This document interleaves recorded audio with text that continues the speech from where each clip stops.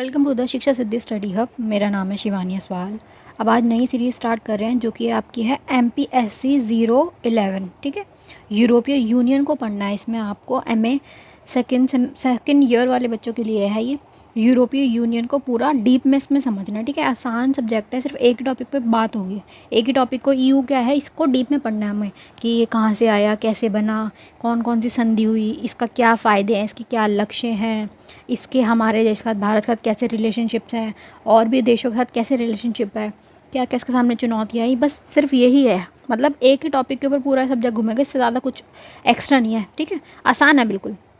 बाकी आपके top most जो इंपॉर्टेंट क्वेश्चन है जो बार बार रिपीट हुए हैं पिछले प्रीवियस ईयर में, उनको हम करेंगे। लास्ट PYQ 5 साल का एनालिसिस के हिसाब से है ये। ठीक है, इंग्लिश और हिंदी दोनों में होगा, दोनों ही मीडियम वाले बच्चों के लिए। ऐसे नहीं है कि सिर्फ हिंदी का है।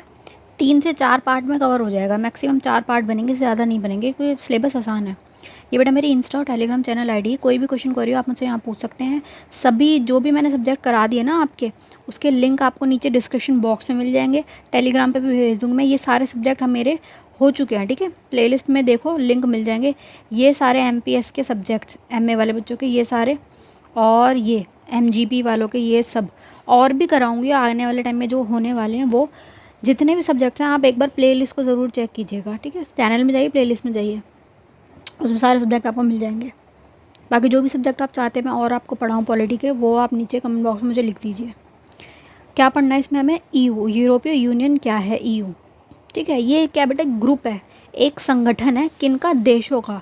देशों ने ग्रुप बना लिया कि हम ना लड़ाई नहीं करेंगे, हम लोग व्यापार करेंगे, ग्रोथ करेंगे, हम लोग कमाएंगे पैसे, हम सब मिल जाते हैं एक साथ में, और एक दूसरे से बिल्कुल भी लड़ाई नहीं करेंगे। और ये क्यों हुआ, क्या ज़रूरत पड़ गई कि लोगों देशों को ग्रुप बनाना पड़ गया?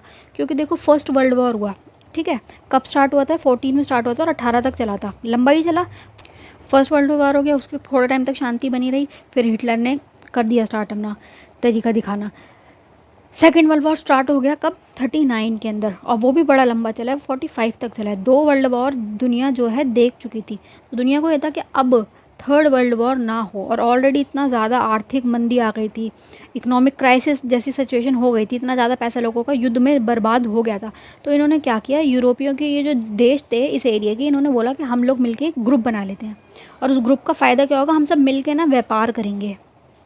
ठीक है, हम एक दूसरे पे हमला नहीं करेंगे, हम लोग हमेशा क्या करेंगे, एक दूसरे का सहयोग करेंगे, एक बाज़ार बनाएंगे और उसमें हम अपना प्रोडक्ट्स वगैरह बेचेंगे, और एक बहुत अच्छा अर्थव्यवस्था बनाएंगे। हम लड़ेंगे नहीं।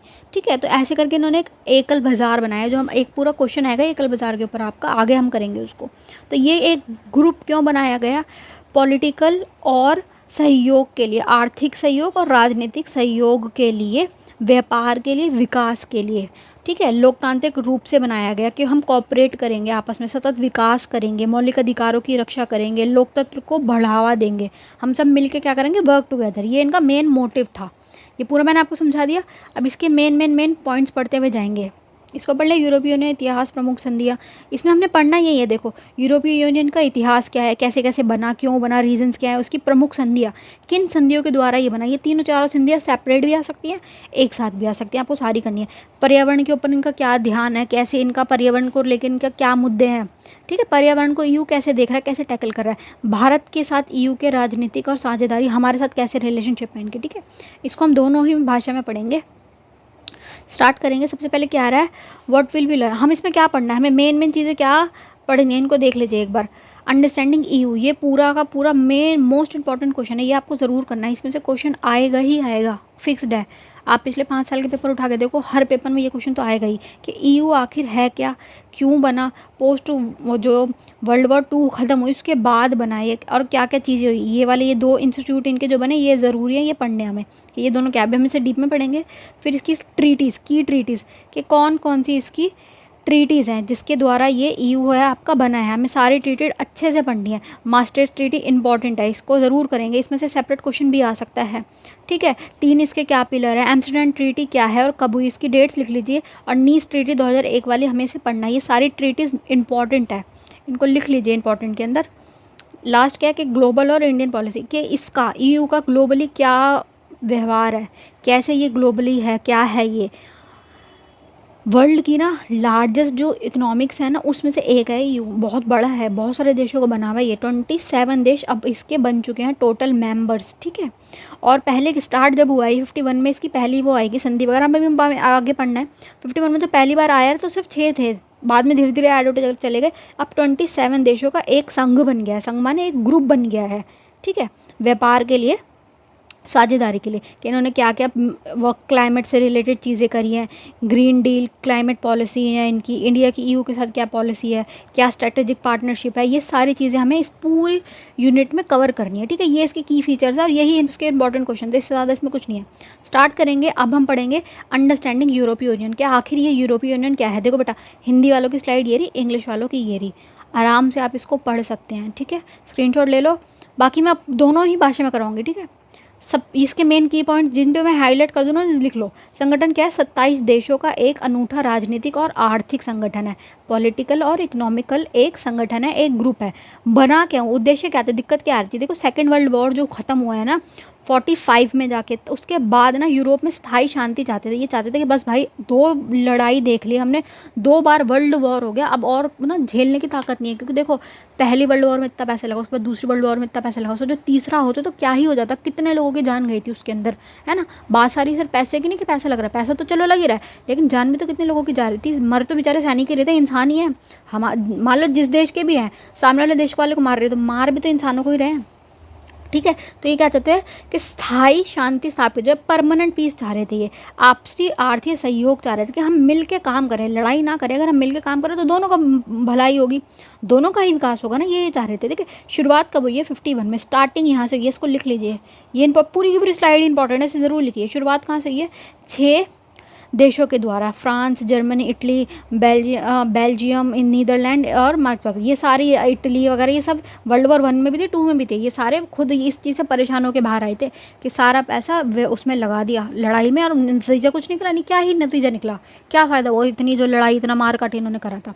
उसके बाद ये अब इसमें आ गए यूरोपीय यूनियन में, क्या हाँ ठीक है, हम संबंध बना रहे हैं आपस में, एक दूसरे से नहीं लड़ रहे हैं, ग्रुप बना रहे हैं, ठीक है।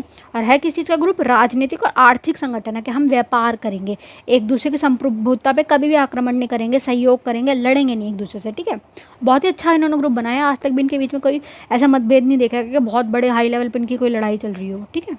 विस्तार क्या है, धीरे धीरे सहयोग व्यापार को बढ़ाकर पर्यावरण सुरक्षा और विदेशी नीति तक फैलाया। धीरे धीरे क्या है, इसमें विकास करते गए, संशोधन हुए, ठीक है। स्टार्टिंग कहाँ से हो रही है, 51 से हो रही है, आगे आगे जाके अब बनेगा यू कब, 1992 में कंफर्म बन जाएगा यू जो बनेगा। ये सिर्फ इसका बैकग्राउंड है, हिस्ट्री है इसकी कि कैसे कैसे शुरू हुआ है, ठीक है। 92 में बन जाएगा, 27 देश इसमें हो जाएंगे, और 93 में क्या है, लागू होगा। बनेगा कब, 92 में। लागू होने में टाइम लगता है, तो 1 साल बाद क्या है, लागू हुआ है। इंग्लिश वाले बच्चों की सेम वही बात है कि 27 इसमें देश हैं, ठीक है। और 51 में स्टार्टिंग में 6 आई थी, वो इनके नाम है।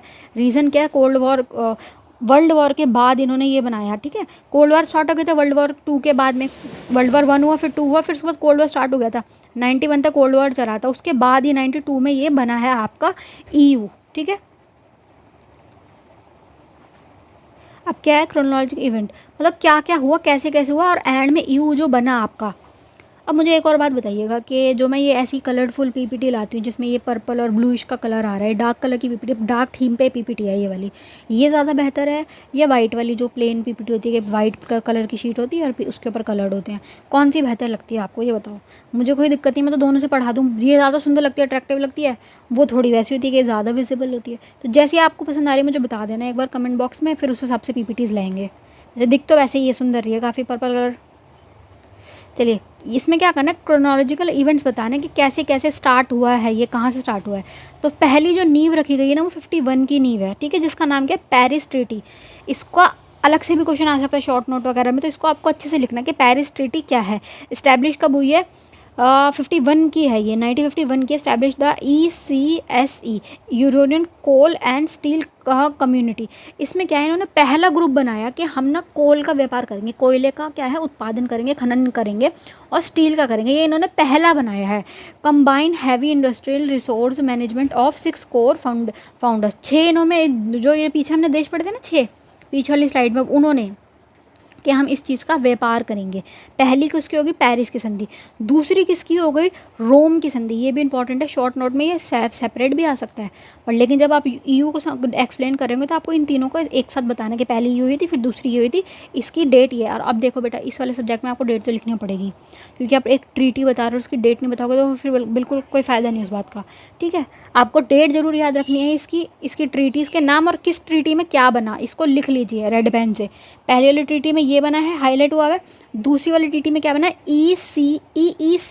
EEC, यूरोपीय इकोनॉमिक कम्युनिटी। कि अब इन्होंने क्या बना दिया कि यूरोपीय इकोनॉमिक कमेटी बना दी कि हम लोग ना मिलके व्यापार करेंगे, फॉर्म क्लोजिव बैरियर फ्री कम्युनल मार्केट। इन्होंने मतलब इस क्या बोला कि हम ना मार्केट बना रहे बैरियर फ्री, कि आप हमारे देश में आके अपना सामान बेच सकते हैं, हम आप पे हद से ज़्यादा टैक्स नहीं लगाएंगे। हम आप पे टैक्स नहीं लगाएंगे तो इससे क्या होगा? आपका फ़ायदा होगा, आप आराम से आके यहाँ पे बेच सकते हो अपना सामान। हमारा क्या फ़ायदा होगा? हमारे यहाँ पे रोज़गार बढ़ जाएगा, हमारे पे ओपन मार्केट बनेगी, खुली प्रतिस्पर्धा होगी, तो फ़ायदा होगा, बाज़ार जो है बढ़ेगा। जब बाज़ार बढ़ता है तो फ़ायदा ही होता है, नुकसान नहीं होता। बस नुकसान इस बात का होता है कि मतलब हमारे देश के जो छोटे उद्योग वगैरह उनका क्या होगा, उनके देश के ज़्यादा उद्योग हमारे यहाँ पे आ जाएंगे, उनका सामान बिकेगा तो हमारा क्या होगा? वो बस मिसबैलेंस नहीं होना चाहिए कि सारा सामान हम उन्हीं से खरीदें, हमारा सामान उनके वहाँ कुछ नहीं जा रहा। ऐसा नहीं होना चाहिए, बैलेंस होना चाहिए कि मान लो वहाँ से 10 चीज़ें आके हमारे बाजार में बिक रही है, तो यहाँ से भी 10 चीज़ें वहाँ जाके बिकें, बराबरी हो। ठीक है, तो बस इनबैलेंस नहीं होना चाहिए। बाकी रोम की ट्रीटी यही कह रही थी। रोम की ट्रीटी में जो आपको मेन वर्ड याद रखना है वो बस ये रखना है, इसकी डेट, रोम की ट्रीटी, और ये मोस्ट इंपॉर्टेंट चीज़, इसकी फुल फॉर्म भी लिखनी है। ठीक है, कि ये क्या है। ठीक है, एक बाज़ार की बात की गई है जो बैरियर फ्री होगा। ठीक है, maastricht ट्रीटी, ये मोस्ट इंपॉर्टेंट है ईयू के लिए, क्योंकि पीछे वाली दो तो एक बैकग्राउंड हिस्ट्री बता रही है, लेकिन ये सबसे ज़्यादा इंपॉर्टेंट क्यों? क्योंकि इससे ईयू बन गया, ईयू की स्थापना रख दी गई है। ये रहा, यूरोपीय यूनियन की स्थापना है, ये ऑफिशियली इस्टेब्लिश हो गया। ऑफिशियली पहले क्या है, सिर्फ ग्रुप बने हुए थे कि हम भाई कोयले का और स्टील का काम करेंगे। फिर एक और ग्रुप बन गया कि हम ना बाज़ार बनाते हैं, बाज़ारों में आप हमारे बाज़ारों में आके काम करो, हम आप पे बैरियर्स नहीं लगाएंगे, यहाँ पे हैवी टैक्स नहीं लगाएंगे। ठीक है, ये वाली चीज़ हो गई। नेक्स्ट जब ये ईयू बना ना, तो अब ये कन्फर्म हो गया कि ईयू जैसा एक चीज़ बन गई है। Introduce unified political framework and currency क्या है बेटा? इनकी यूरो है, यूरो। ठीक है, 27 देश है, 27 में से 20 ने यूरो को माना हुआ है। होता है सेम करेंसी होती है ना, जैसे सामने वाला देश है और हमारा देश है, सेम करेंसी कर दी, तो उनके लोग हमारे यहाँ पे जब व्यापार करने आ रहे हैं और हम उनसे कुछ सामान खरीद रहे हैं, हमारा सामान वहाँ बेच रहे हैं, तो कोई ना ट्रांजेक्शन करने की दिक्कत नहीं आती है पैसों में। जब बेटा सेम करेंसी होती है ना, तो फ़ायदा क्या होता है कि हमें पैसे को ना चेंज नहीं कराना पड़ता, पैसे को कन्वर्ट नहीं कराना पड़ता अपनी खुद की करेंसी के अंदर। सेम ही करेंसी तो चल जाएगा काम, लेकिन जब चेंज कराते हैं तो उसमें पैसा लगता है, उसमें पैसे कटते हैं, टैक्स कटता है, तो उसमें दिक्कत आती है। तो अगर सेम करेंसी तो उससे बहुत फ़ायदे होते हैं। ये पूरा क्वेश्चन है आगे यूरो वाला, जो हम अभी आगे करेंगे। ठीक है, तो ये maastricht ट्रीटी बहुत इंपॉर्टेंट है, आपको इसके लिखना है। ऑफिशियली स्टैब्लिश हो गया था और इंट्रोड्यूस कर दी थी इन्होंने करेंसी की, ये हमारी करेंसी है।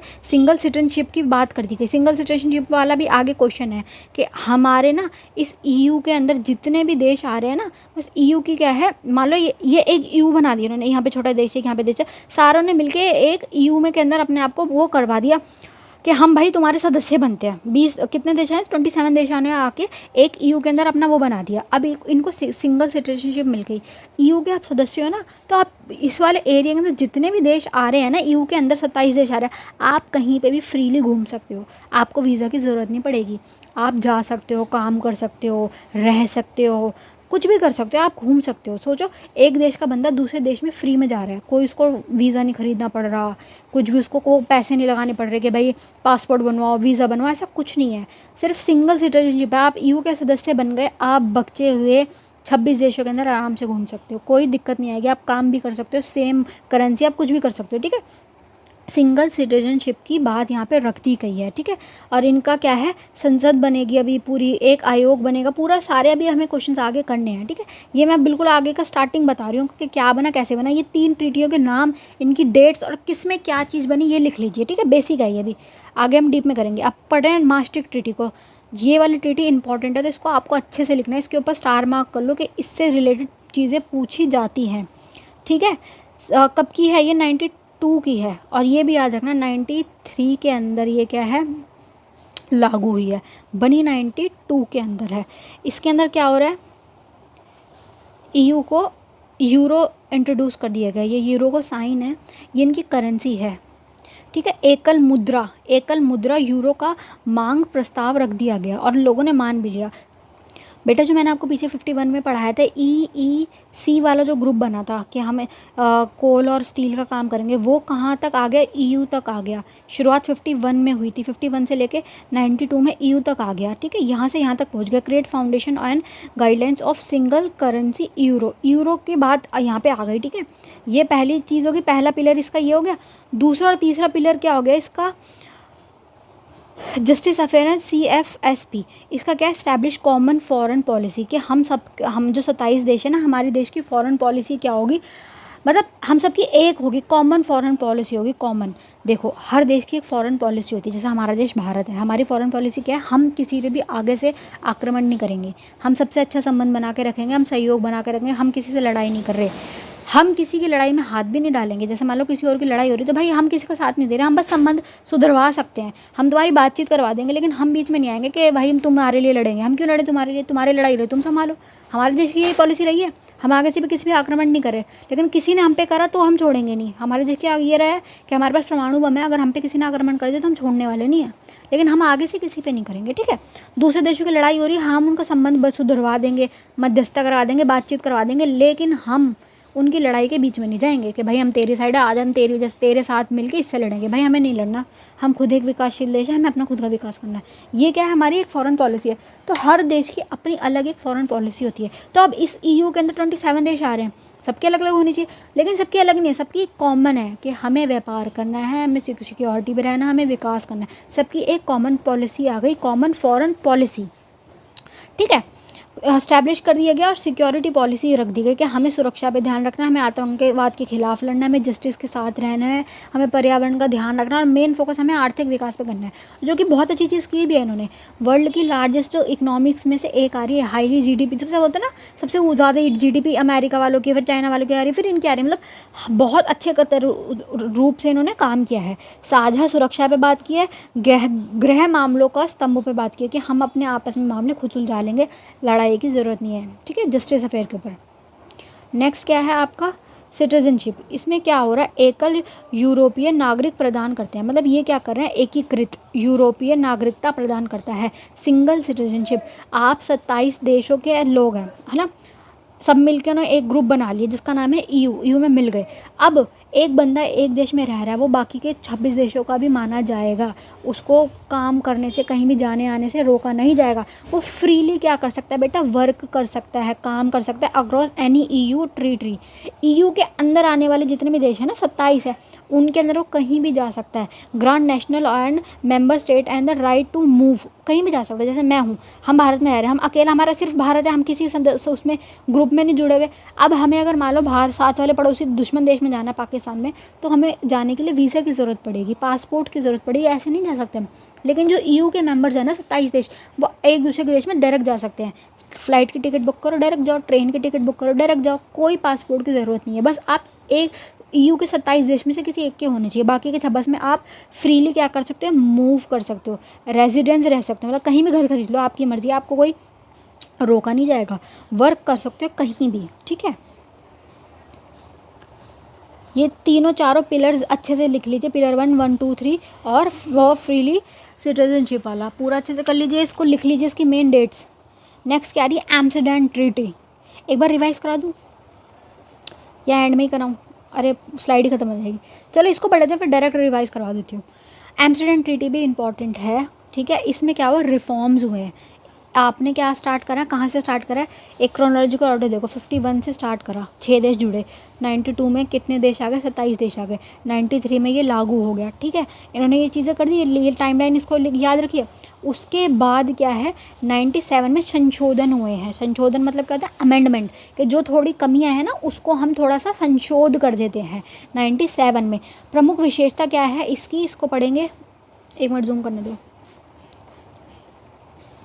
इसमें क्या है? शेंगेन समझौता, शेंचेंगेन समझौते में क्या हुआ है? इसमें EU के कानूनी ढांचे को एकीकृत किया गया। जो उसका कानूनी रिफॉर्म है ना, इनके लॉ जो है, इनकी कोर्ट भी है। अब आगे हमें इनकी कोर्ट पढ़ने की, EU की कोर्ट क्या है, EU की संसद क्या है, EU की आयोग क्या है, हमें सारी 3-4 चीज़ें पढ़नी है जो मेन है वो पढ़ाऊँगी। इसमें क्या है? इनका जो और एकीकृत ढांचा है ना, कानूनी ढांचा, उसको एक किया गया, जिससे जिससे सदस्य देशों के बीच बिना पासपोर्ट वीज़ा के आवाजाही हो सके। इन्होंने और बेहतर कर दिया उस सिस्टम को कि बॉर्डर फ्री ट्रैवल हो, कि भाई बिना पासपोर्ट के ट्रैवल किया जा सके, उनको और ज़्यादा सुदृढ़ कर दिया। किससे? इसका नाम देखिए, शेंगेन समझौते से। इस समझौते को लिखिए, डेट ये है, कहाँ पे हो रहा है ये? एम्स्टर्डम ट्रीटी के अंदर आ रहा है। एम्स्टर्डम ये ना, हाँ एम्स्टर्डम ही है। एम्स्टर्डम ट्रीटी के अंदर आ रहा है। कानूनी ढांचे को सुदृढ़ किया गया। पहले कानूनी ढांचा बन चुका है लेकिन उसको और बेहतर बनाया गया, उसमें संशोधन कर दिया गया, जिसे अमेंडमेंट कहा जाता है। रोजगार और सामाजिक अधिकार, रोजगार से रिलेटेड और सामाजिक अधिकारों से रिलेटेड, रोजगार को बढ़ाना, नागरिकों के मौलिक अधिकारों की रक्षा करना सर्वोच्च प्राथमिकता बनाई गई, और ज़्यादा उसको अच्छा बनाया गया। उच्च प्रतिनिधित्व, रिप्रेजेंटेटिव बढ़ाई गई। वैश्विक स्तर पर ईयू के प्रतिनिधित्व करने के लिए नए उच्च पद बनाए गए, और ज़्यादा बेहतर चीज़ें की गई। इन तीनों पॉइंट्स को अच्छे से लिख लीजिए। एम्स्टर्डम वाली ट्रीटी के अंदर ये 3 चीज़ हुई है, ये इसकी की फीचर्स हैं। इंग्लिश वाले बच्चे देख लीजिए कि ईयू के लिए इन्होंने क्या किया, पासपोर्ट फ्री ट्रैवल हो गया, हाई रिप्रेजेंटेटिव को स्टार्ट कर दिया गया, फॉरेन अफेयर के अंदर ये पूरा लिख लीजिए, रोजगार बढ़ाया गया। चलिए बेटा ये ख़त्म हो चुका है। एक बार आपको फटाफट से क्विक रिवीजन करा दिया जाए, यहीं इसी स्लाइड से कर लेते हैं रिवीजन, यहाँ से स्टार्ट कर लेते हैं। वर्ल्ड वॉर 1 हुआ 14 से लेकर 18 तक, बहुत लोगों ने हाँ खून खराब देखा। वर्ल्ड वॉर 2 भी दुनिया नहीं चाह रही थी, लोग ये चाह रहे थे कि नहीं भाई नहीं हो नहीं हो नहीं हो, लेकिन हुआ क्या, परिस्थितियाँ ऐसी बनी, लोगों ने बचे हुए जितने भी देश थे उन्होंने सारा हिटलर पे दोष डाल दिया। हिटलर चिढ़ गया कि अच्छा सारी गलती मेरी, तुम्हारी गलती नहीं है, उसके ऊपर क्यों दोष डाला गया। वो गुस्से में आ गया, उसने दोबारा लड़ाई कर दी, उसने पोलैंड के ऊपर आक्रमण कर दिया था, लड़ाई दोबारा छिड़ गई। दूसरा वर्ल्ड वॉर स्टार्ट हो गया कब, 39 के अंदर। पहला कहाँ का है, आपको ये डेट्स लिखनी है बेटा। फर्स्ट वाला कब हुआ है, 14 से 18 तक का, ठीक है। फिर सेकंड कब हो गया, 39 से 45 तक का, सेकंड वाला। 2 वर्ल्ड वॉर, इतने बड़े बड़े वर्ल्ड वॉर देखने के बाद दुनिया को ये था कि भाई अब अगर तीसरा हो गया तो क्या ही हाल होगा। तीसरे वर्ल्ड वॉर से बचने के लिए यूरोप के देशों ने बहुत ज़्यादा आर्थिक हानि देखने के बाद इन्होंने समझौता करा कि भाई हाथ मिला लेते हैं और अब हम लड़ाई नहीं करेंगे, अब हम क्या करेंगे, व्यापार। लड़ाई कर चुके, देख ली लड़ाई, तो 6 देश मिलके आगे आए। सबसे पहले 6 देश आए जिनका नाम ये है, पेरिस ट्रीटी के अंदर 1951 में ECSC ये आए। कोल और स्टील की बात इन्होंने करी कि हम व्यापार करेंगे आपस में मिलके। 6 देश आए, 6 देशों के नाम भी लिखने हैं, आगे लिखे हुए हैं, ठीक है। रोम की ट्रीटी हुई, इंपॉर्टेंट है। ईयू के बनने के लिए क्वेश्चन ऐसे लिखाएगा कि ईयू के बनने के लिए मील के पत्थर साबित हुई संधियों के नाम बताइए, ये आपका क्वेश्चन की हेडलाइन है। ईयू के बनने के लिए मील के पत्थर साबित हुई संधियों के नाम बताइए। मील के पत्थर क्या क्या हुआ, तो वो तीनों जो मील के पत्थर है ना, वो ये तीनों ट्रीटी है। पहली ट्रीटी यहाँ आई, फिर दूसरी ट्रीटी कब हुई है, 1975 में, EEC वाली, ठीक है। इसमें क्या बोली गई, फ्री बैरियर कर दिया गया। इसमें क्या बोला गया कि हम व्यापार करेंगे कोयले का, स्टील का। 92 में फिर मास्टर ट्रीटी हो गई, जिससे पूरा का पूरा ईयू बना दिया गया। ईयू की मेन बात क्या है कि हम पॉलिटिकली, आर्थिक रूप से एक दूसरे को सहयोग करेंगे। 27 देश है, पहले कितने थे, 6 थे 51 के अंदर, बढ़ते बढ़ते बढ़ते कितने हो गए, 27 हो गए। 27 में से 19 देशों ने यूरो को एक्सेप्ट कर लिया, सिंगल सिटीजनशिप को एक्सेप्ट कर लिया। मेन इनका क्या है कि हम कोऑपरेट करेंगे, वर्क करेंगे, विकास करेंगे, मौलिक अधिकारों का ध्यान रखेंगे। मेन फोकस क्या है, हम किसी भी रूप में लड़ाई नहीं करेंगे, हम पर्यावरण का भी ध्यान रखेंगे, सतत विकास करेंगे, ठीक है। सिंगल मार्केट बनेंगे, एकल बाजार बनेंगे, जो इनकी बिगेस्ट अचीवमेंट्स हैं, ठीक है। ये हमें इसका याद रखना है, ईयू के बारे में इससे ज़्यादा कुछ नहीं है, ठीक है। बाधाएं जो आएंगी, चुनौतियाँ जो आएंगी, वो अलग से पूरा टॉपिक है, आगे हम उसको कर लेंगे। तो पहला क्या हो रही है, ट्रीटी ऑफ रोम याद रखनी है, एम्स्टर्डम याद रखनी है, और संशोधन जो आगे हुए हैं, नेक्स्ट वाली आगे वाली ट्रीटी है ना कि एम्स्टर्डम में इन्होंने बस संशोधन किया है, इसको यहाँ तक रखना है। अब मास्टर ट्रीटी के बारे में एक बार रिवाइज कर लेते हैं। मास्टर ट्रीटी की डेट इंपॉर्टेंट है, डेट डीप में लिखो एक बार। 1992 तो लिखा हुआ है, लेकिन 7 फेब और 1992 की डेट है ये, इसकी लिख लीजिए। इसके 3 पिलर है। पहला पिलर क्या है, समुदाय, कि हम दोनों को एक समुदाय बना के काम करना है, ठीक है बेटा। इसमें क्या है, इसके आपके तीनों स्तंभ आपको याद रखने हैं। पहला स्तंभ क्या है, यूरो को एकल मुद्रा पे फोकस कर रहा है, साझा सुरक्षा पे फोकस कर रहा है कि हमें मिलके सुरक्षा रखनी है, लड़ाई नहीं कर रही। गृह मामलों का स्तंभ, कि हमें आपस में क्या है, एकजुट होकर रहना है, ठीक है। हम लोग लड़ेंगे नहीं, भाईचारा अपनाएंगे, एक दूसरे की देशों के अंदर संप्रभुता के अंदर कोई भी प्रकार का हस्तक्षेप नहीं करेंगे, इंटरफेयर नहीं करेंगे, कोई किसी पे हमला नहीं करेगा। और ये वाला सिटीजनशिप वाला ये तीसरा सब में नहीं है, लेकिन ये इसका ही पार्ट है। सिटीजनशिप, सहयोग, एकल बाजार, ठीक है। और डेट याद रखनी है इसकी, इससे ज़्यादा इसमें कुछ नहीं है। MC-19 में सिर्फ वो हुए हैं संशोधन कि हम और बेहतर तरीके से काम करेंगे, मौलिक अधिकारों पे ज़्यादा ध्यान देंगे, पारदर्शिता बढ़ाएंगे, ट्रांसपेरेंसी होगी, एरिया में आप फ्रीडम से घूम सकते हो, सेफ्टी होगी, सिक्योरिटी होगी, हाईली रिप्रेजेंटेटिव होंगे, ये सब चीज़ें हैं इसमें, ठीक है। इसके मेन पॉइंट लिख लीजिए, बाकी इससे ज़्यादा इसमें कुछ नहीं है। वीडियो यहीं ख़त्म करते हैं। Best of luck for your exam. इसमें मैंने आपके 2-3 क्वेश्चन कवर करा दिए हैं, बच्चे में नेक्स्ट पार्ट में करेंगे। कोई भी क्वेश्चन क्वेरी हो आप मुझे कमेंट बॉक्स में पूछ सकते हैं। और आपको सारे जितने भी मैंने सब्जेक्ट्स करा दिए हैं इग्नू के, उनके सभी के लिस्ट जो है, उनके सभी के लिंक नीचे डिस्क्रिप्शन बॉक्स में मिल जाएंगे।